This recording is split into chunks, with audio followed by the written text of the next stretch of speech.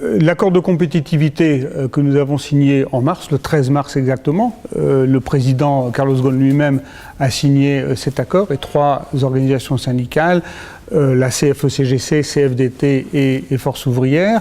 Cet accord prévoyait un certain nombre d'éléments de contrepartie, si je peux m'exprimer ainsi, en regard des perspectives que l'on avait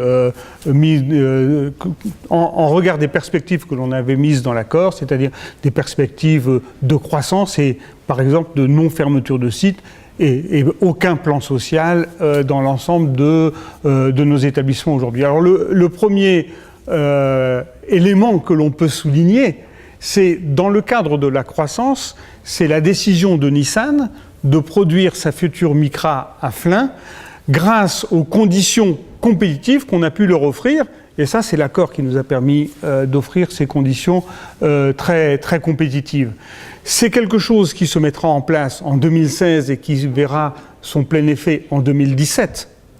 Mais si nous avons pu proposer ces éléments compétitifs à Nissan, c'est grâce aux éléments inclus dans l'accord qui nous permettent d'anticiper les performances que l'on atteindra en 2016. Donc voilà un premier élément.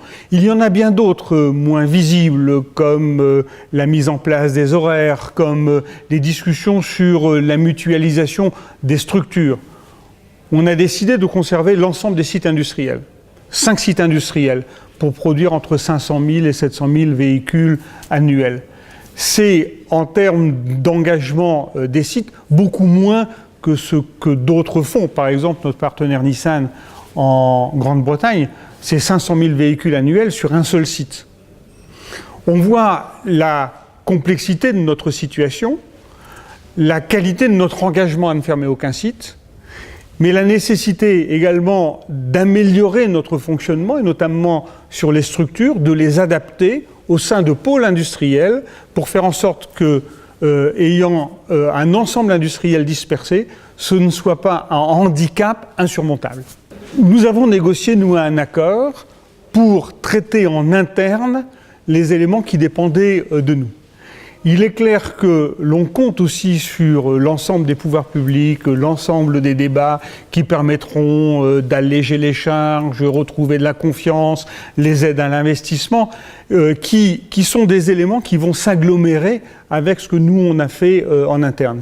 Nous avions besoin de traiter en interne, parce qu'il y a des choses qui dépendent de nous, il y a des choses qui dépendent des pouvoirs publics, et il y a des choses qui dépendent également de la conjoncture, c'est-à-dire de la confiance, de la croissance qui reviendra. Globalement, il faut simplement que nous soyons prêts en interne à répondre aux besoins de croissance qui inévitablement se feront jour dans les prochaines années, j'ai confiance.